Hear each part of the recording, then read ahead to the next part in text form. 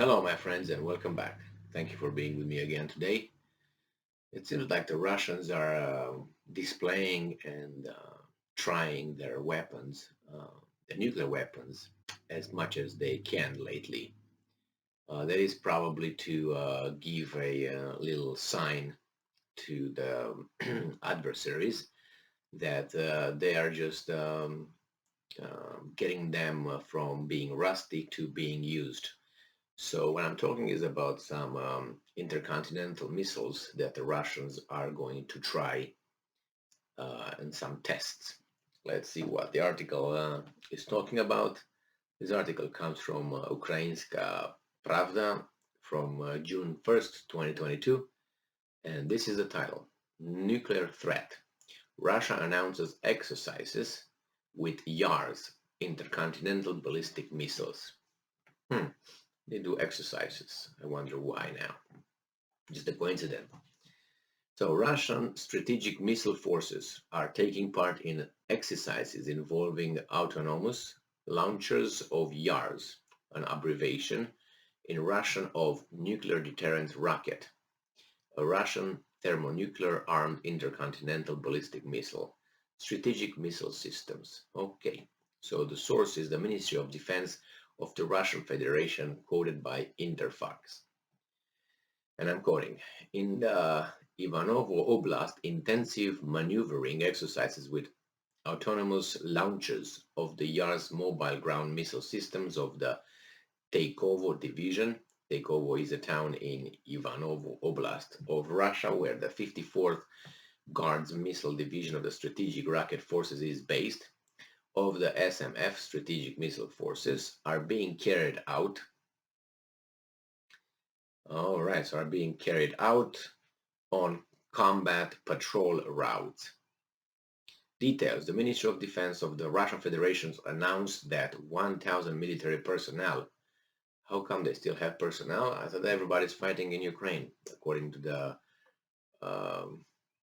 corporate media here in the West. They tell us that the Russians have to mobilize their population because they don't have um, troops, and also they have to drop the enlisting age in the army, so they can have more people because they're dying over there in Ukraine, and they are not going to be replenished. So announced that 1,000 military personnel and over 100 pieces of equipment were taking part in the exercises. And I'm quoting, strategic missile forces are practicing taking the missile systems to their field positions, marching up to 100 kilometers, dispersing them, missiles, dispersing the systems while changing their field position, performing combat engineering tasks, camouflaging the equipment, and combat defense, the military said. Background.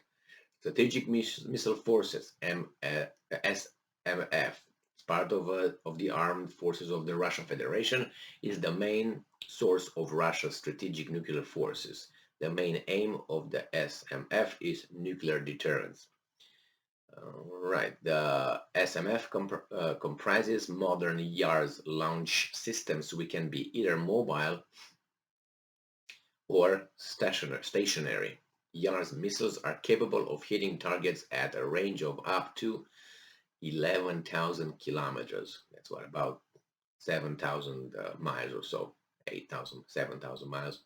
Each missile is equipped with multiple independently targetable warheads.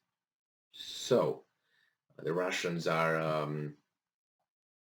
maybe trying to see if in case of something, they are ready to act and get into position as quickly as possible and hit the targets.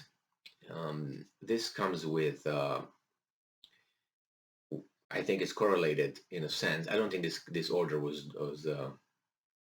was issued overnight or from yesterday to today or in 23 hours. Okay, guys, we're gonna have some tests done. I think these were organized in months in advance, but nevertheless, let's say it's something that just scrambled 2 weeks ago or something like that. In the past 24 hours, there were some developments with United States stating more concretely President Joseph Biden, writing in a column, I think it was the New York Times or something, or Washington Post, if you can believe that. And he stated that his country, the country that he represents and leads with a strong hand, will provide Ukraine with precision rockets systems in Ukraine, and they will provide those rockets, the systems, to Ukraine under the condition that Ukrainian army will not use those rockets to hit targets within the territory of Russia. And the Ukrainians pinky promise. I said, yes, we will not do that. And then all good. And the Russians obviously have 100% reasons to distrust those claims. Why? Because look at the NATO expansion, and that was again a verbal and some written assurances, and look where they are already, NATO. No 1 inch move towards east. That was in 1991, right? And they are right now right at the border with Russia. And I'm not talking Finland or anything. I'm talking Ukraine, or if you want closer, I mean closer, in the vicinity of Romania, Poland. They are almost there. Nevertheless, so the Russians do not believe that. There's going to be another article discussing. I'm going to make another video regarding Peskov, the Kremlin spokesman, talking about what they will do in case the Ukrainians are going to use those high precision weapons to hit targets within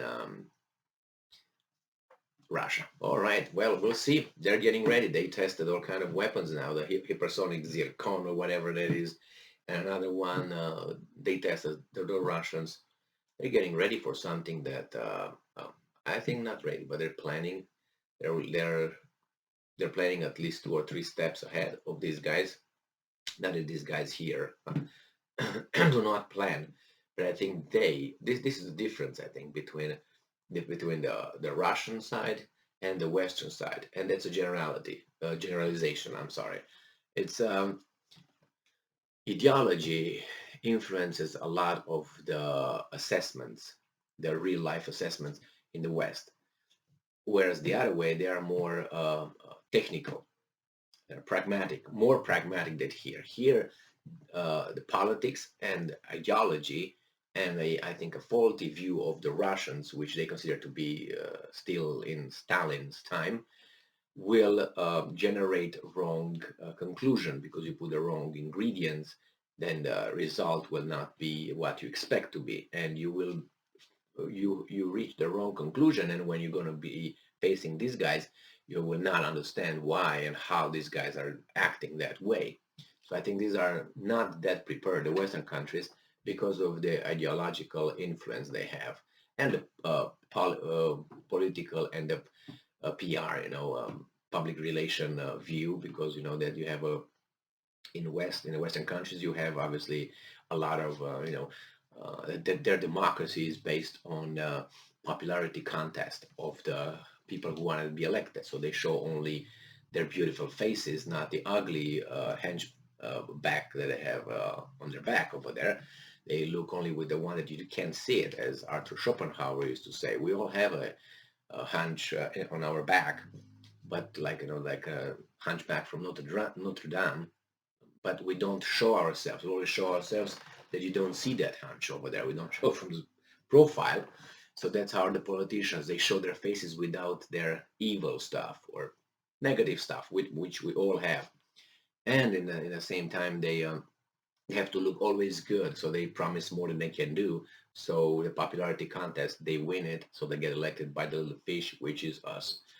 So that's why I think the Russians are planning a little bit, I would say, more pragmatically than these guys here. Thank you for being with me again today. Stay strong, stay smart, look for the truth, and be just.